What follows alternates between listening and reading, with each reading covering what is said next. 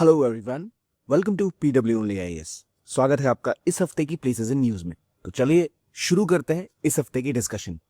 I hope आपने important topics एक बार revise किए हुए हैं। आपको करना क्या है, तो मैप में जो भी इंपॉर्टेंट लोकेशंस हैं उनको आइडेंटिफाई करना है और उनको करना है मेमोराइज, और मैप पे उनको मार्क भी करना है। तो चलिए शुरू करते हैं डिस्कशन। सबसे पहले पहले क्वेश्चन के साथ और एक प्रैक्टिस क्वेश्चन के साथ कि भाई पहले ये बताइए मुझे आप कि इंडिया मॉरिशस लगातार न्यूज में है। मॉरिशस के प्राइम मिनिस्टर इंडिया भी आए हुए हैं काफी टाइम से। तो पहली चीज तो क्या आप मॉरिशस को पहचान सकते हैं, देश कहाँ पे स्थित है? क्या ये एशियन कंट्री है या अफ्रीकन कंट्री है या यूरोपियन कंट्री है? दूसरी बात, India and Mauritius have signed a CECPA comprehensive economic partnership agreement, जो इंडिया की पहली एग्रीमेंट थी किसी अफ्रीकन कंट्री के साथ।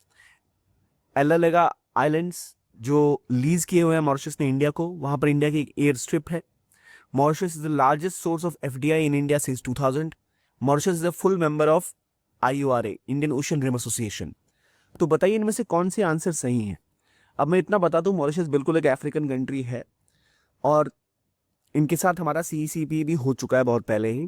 यानी एक पार्टनरशिप काफी डिटेल और डेप्थ के साथ इनके साथ हम डेवलप कर चुके हैं ऑलरेडी। तो बताइए क्या इसका करेक्ट आंसर होगा?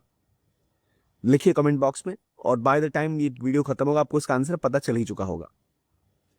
तो चलिए अब शुरू करते हैं डिस्कशन। सबसे पहले अपने पड़ोसी देश नेपाल के साथ। अब देखिए नेपाल में क्या हुआ। नेपाल में बहुत बड़ा रिसेंट एक प्रोटेस्ट स्टार्ट हुआ जिसे हम जेनजी प्रोटेस्ट के नाम से भी जानते हैं। ये प्रोटेस्ट शुरू हुए थे किस लिए? तो देखिए काफी टाइम से नेपाल में भारी इन्फ्लेशन है, यानी महंगाई बहुत ज्यादा है। लोगों को रोजगार भी बहुत मुश्किल से मिलता है, और जब मिलता है तो उनमें उनकी इनकम बहुत कम होती है कंपैरेटिवली। ऐसे नहीं कि मतलब जैसे इंडिया के मुकाबले उनकी करेंसी हाफ है। 100 रुपए के 60 रुपए नेपाल में होते हैं। यानी नेपाली 100 रुपए इंडिया में 60 रुपए की तरह गिने जाएंगे। इंडियन 100 रुपए नेपाल के 160 रुपए बन जाते हैं। तो नेपाल में ना सैलरी बहुत कम मिलती है, इनकम बहुत कम है लोगों की, और इकोनॉमी बिल्कुल एक तरह से चरमरा गई है। ऑलरेडी बहुत सारा कर्जा है नेपाल के ऊपर। और नेपाल की इकोनॉमी प्राइमरली जो रन करती है उसमें दो बहुत बड़े फैक्टर हैं। एक है टूरिज्म, क्योंकि काठमांडू और पोखरा जैसे शहर बहुत खूबसूरत है, बहुत टूरिज्म आता है। दूसरा इनका एक सोर्स है रेमिटेंसेस।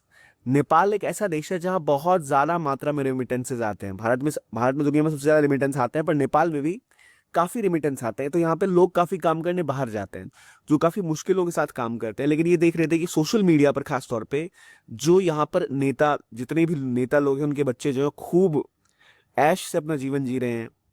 उनकी प्रॉपर्टीज बहुत बड़े बड़े हैं, नेताओं के घर बहुत बड़े बड़े हैं, और लगातार करप्शन के चार्जेस लग रहे थे इनके गवर्नमेंट के ऑफिशियल्स के ऊपर, पर कोई एक्शन नहीं हो रहा था। जैसे अगर 3 पार्टीज हैं, एक के ऊपर आरोप दूसरा लगा रहा है, तीसरा दोनों के ऊपर लगा रहा है, एक तीनों के ऊपर अगर आरोप प्रूव होने लग गए, तीनों ने मिलकर सरकार बना ली।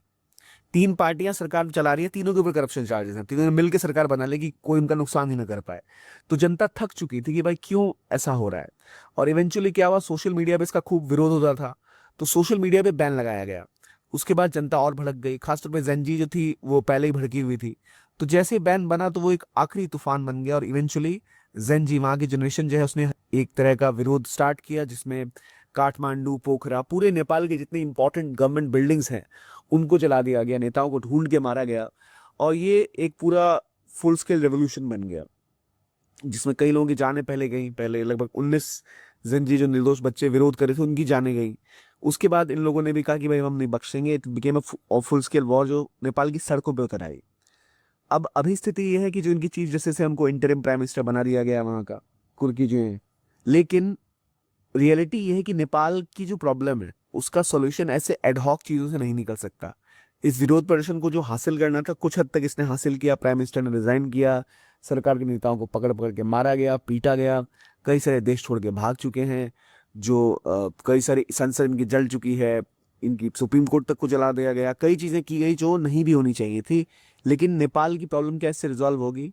तो नहीं। अब नेपाल में जो गवर्नमेंट बनेगी ट्रांजिशन के बाद, तो देखा जाएगा कि इस ट्रांजिशन में क्या नेपाल में जो सरकार आती है वो नेपाल की इकोनॉमिक डेवलपमेंट के ऊपर काम करेगी? क्या नेपाल में इंडस्ट्रियल बेस बनेगा? क्या यहाँ पर जो करप्शन है वो कम होगा? क्या महंगाई पे कंट्रोल करके इंप्लॉयबिलिटी बढ़ाने के लिए इन्वेस्टमेंट होगा, या कुछ नेता फिर इन चीजों का फायदा उठा के अपने हित की चीजें करेंगे? तो नेपाल का सॉल्यूशन ये है कि जब ये सारी कंट्रीज जो इनको सपोर्ट भी करती आई हैं, नेपाल एक ऐसा देश है जिसको अक्सर इंडिया सपोर्ट करता है, नेपाल सपोर्ट करता, चाइना सपोर्ट करता है, अपने कारणों से ही सही पर सपोर्ट तो करते आए हैं। तो सवाल ये है कि क्या अब नेपाल जो एक नई गवर्नमेंट की ओर देखेगा तो क्या होगा, क्या वहाँ टूरिज्म अब डेवलप हो पाएगा, जो काफी टाइम तक अब सफर करेगा। इतने बड़े वॉयलेंस के बाद टूरिज्म सफर करता है, टूरिज्म से होने वाली इनकम कम हो जाएगी। और क्या यहाँ पर आउटसाइड कंट्रीज अब धीरे धीरे अपने आप को पुश करना चाहेगी, क्या अमेरिका चाहेगा कि उसका इन्फ्लुएंस बढ़े, चाइना चाहेगा उसका इन्फ्लुएंस बढ़े, कहा तो ये भी चाह रहा है कि इंडिया भी चाहेगा कि इंडिया का इन्फ्लुएंस बढ़े।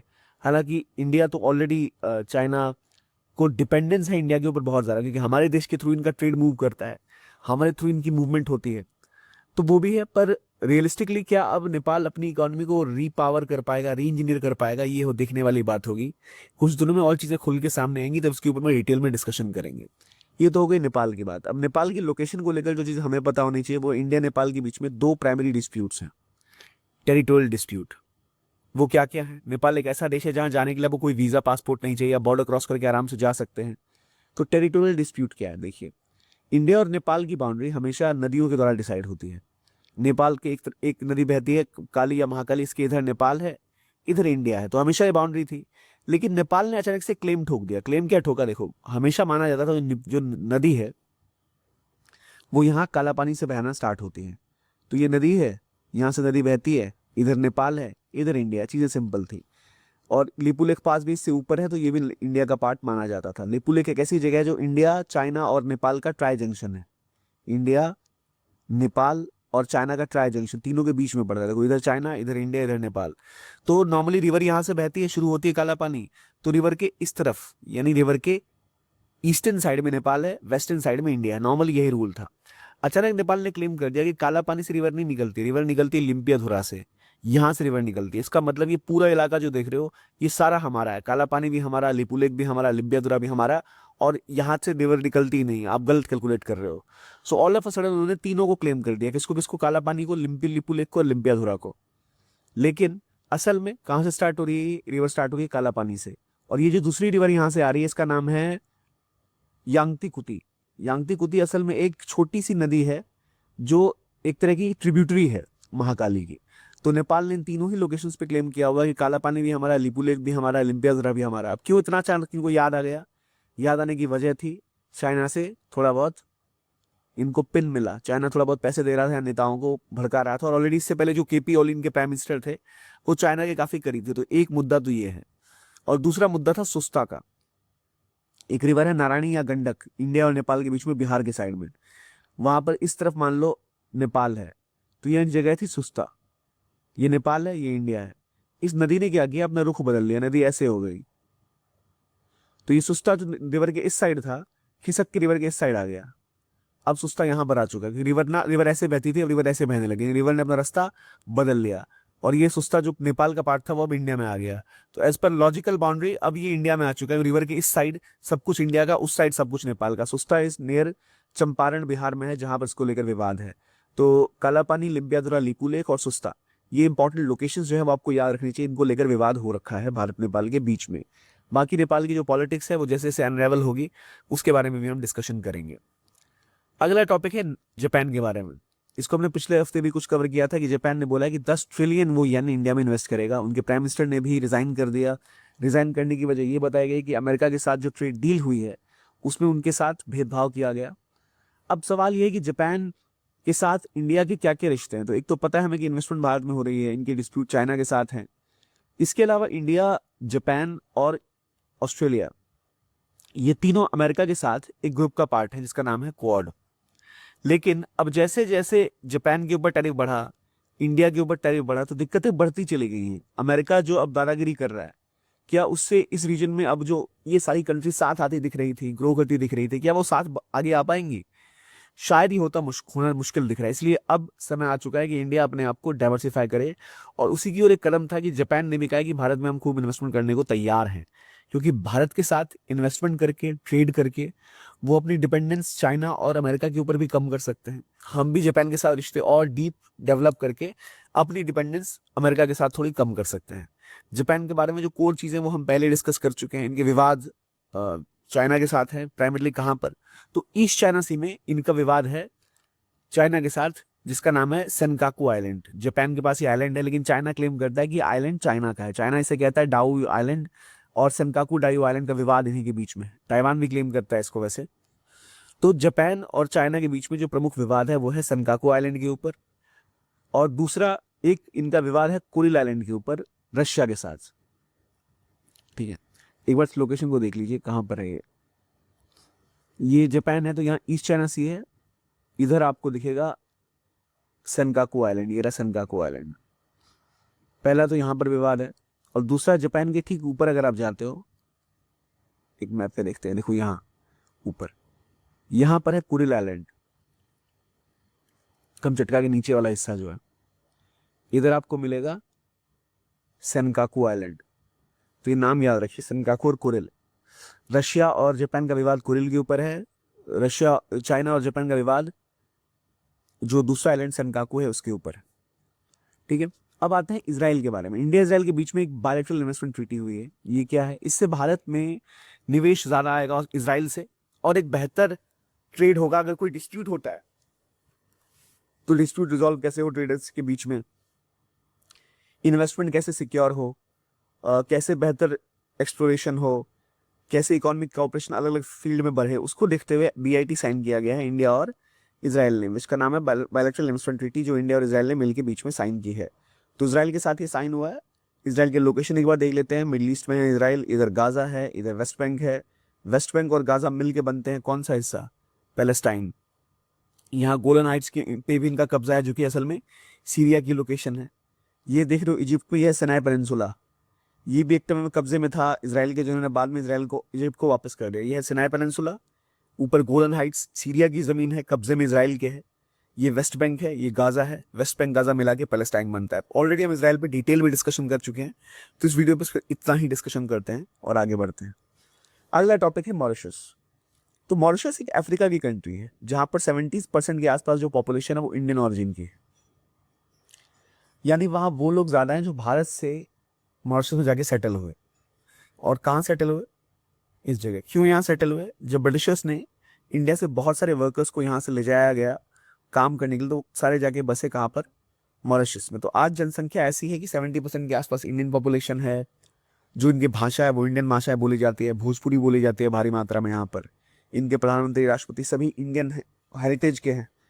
तो इंडियन डायस्पोरा काफी स्ट्रांग है यहाँ पर। तो मॉरिशस उस लिहाज से इंडिया के लिए बहुत इंपॉर्टेंट एक कंट्री है, जो अफ्रीका में एक ऐसा देश है जहाँ की भारत की बहुत स्ट्रांग लेवरेज है। यानी भारत के पास बहुत ज़्यादा यहाँ पर क्यों कल्चर की वजह से प्रेजेंस काफ़ी ज़्यादा है। तो यहाँ इंडिया लगातार इन्वेस्टमेंट करता आया है, और हमने इनके साथ कॉम्प्रिहेंसिव पार्टनरशिप एग्रीमेंट भी की। सबसे पहले अफ्रीका में इन्हीं के साथ हमने CECP किया था, जो हम पहले देख चुके हैं। इसके अलावा काफ़ी FDI भी यहाँ से आता था, पर इनसे ज़्यादा FDI सिंगापुर से इंडिया में आता है। मॉरिशस के साथ इनका एक अलग अलग आइलैंड है, जहाँ पर इंडिया की एक एयर स्ट्रिप बनाने की भी बात थी, यहाँ पर आपको दिख रहा है, जो कि इंडिया को स्ट्रेटेजिक प्रेजेंस यहाँ पे प्रोवाइड करता है। इसके अलावा यहाँ एक जगह है डिगो ग्रेशिया, जो पार्ट है मॉरिशस का, लेकिन इसके ऊपर अमेरिका ने अपनी मिलिट्री बेस बनाई हुई थी। ब्रिटिशर्स ने इससे पहले कब्जा करके रखा हुआ था। ब्रिटिशर्स ही वहाँ से आदमी हमारे लोगों को यहाँ भेजते रहे काम करने के लिए। तो इतने वर्कर्स भेजे कि उन्होंने वो लोग वहीं बस गए, और वो एक बड़ा हिस्सा बन गए यहाँ की पॉपुलेशन का। बाकी डाइगो ग्रेशिया जो यहाँ का एक इलाका है, ये मॉरिशस का ही पार्ट है। यहाँ पर अमेरिका ने अपनी बेस बनाई हुई थी, मिलिट्री बेस। तो उसको खाली करने की बात हो रही है, चैगोसार के पेलागो को, ये पूरा का पूरा हिस्सा।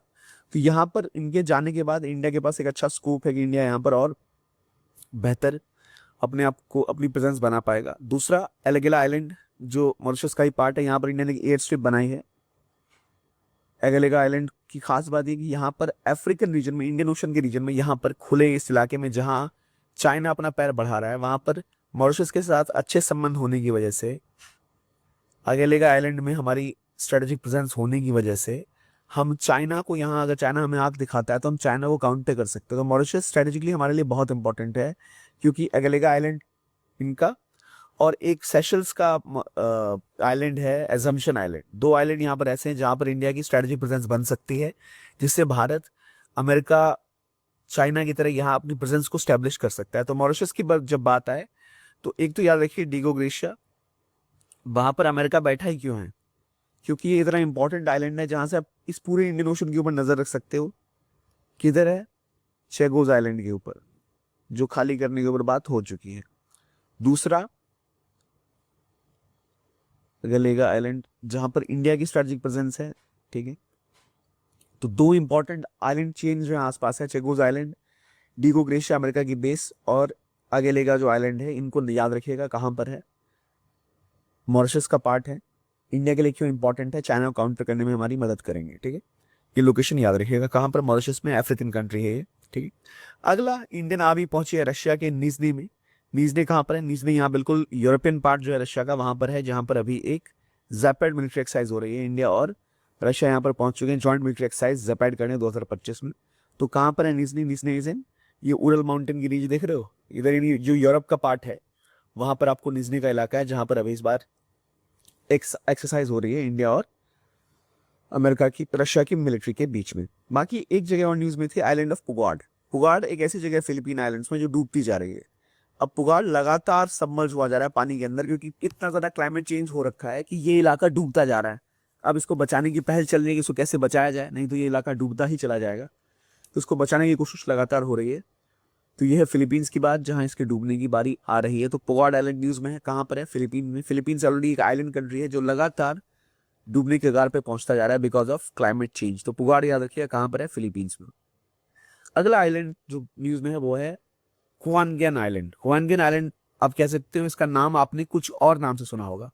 स्कारबोरो शोल जो है साउथ चाइना सी में, वहां पर ही विवाद है। फिलीपींस और चाइना के बीच में विवाद स्टार्ट हो चुका है दोबारा, क्योंकि चाइना ने क्लेम कर दिया है कि यहाँ पर एक रिजर्व बनाएगा, नेचुरल रिजर्व। कहाँ पर, हुआंग्यान आइलैंड के ऊपर, जिसके ऊपर क्लेम करता है फिलीपीन की हमारा आइलैंड है। तो इसलिए यहाँ पर अचानक विवाद और बढ़ता दिख सकता है। कहाँ पर है, तो ये फिलीपींस है, यहाँ इनके पास में यहाँ स्कारबोरो शोल है, और यहीं पर ह्यूआंग्यान आइलैंड के ऊपर अचानक से अब चाइना कह रहा है कि अब हम क्या करेंगे, अपना एक नेचुरल रिजर्व बनाएंगे। वो दिखाता है कि चाइना कैसे अपना पैर और पसारना चाहता है या कब्जा बढ़ाना चाहता है, इसकी तरफ इनकी कोशिश है। तो याद रखिए कहाँ पर हुआंग्यान आइलैंड कहाँ पर है, और प्लस क्या विवाद है वो। आई होप अब यहाँ से आपको थोड़ी क्लैरिटी मिलेगी कि इसको लेकर किसके बीच में विवाद है, चाइना और फिलीपींस को लेकर। असल में साउथ चाइना सी के विवाद का ही एक पार्ट है ये, जहाँ पर चीजें बिगड़ती दिख रही है। हुआंग्यान आइलैंड कहाँ पर है, स्कारबोरो शोल में। फिलीपीन चाइना का विवाद है, चाइना यहाँ पर अब रिजर्व बनाने की कोशिश कर रहा है, ठीक है। आई होप याद रहेगा ये। तो ये था आज का डिस्कशन। आई होप आप को अच्छा लगा हो वीडियोस आप, और इसका जो अगर आपको नोट्स डाउनलोड करने हैं तो इस वीडियो के नीचे डिस्क्रिप्शन बॉक्स में एक लिंक मिल जाएगा, वहां से जाकर पीडब्ल्यू की वेबसाइट पर रजिस्टर करिए। वहां फ्री में आपको इसका पीडीएफ और बाकी जैसे ऐसे इनिशिएटिव्स के पीडीएफ मिल जाएंगे। इस वीडियो के लिए इतना है, देखते रहिए PW only IAS and have a very very nice day.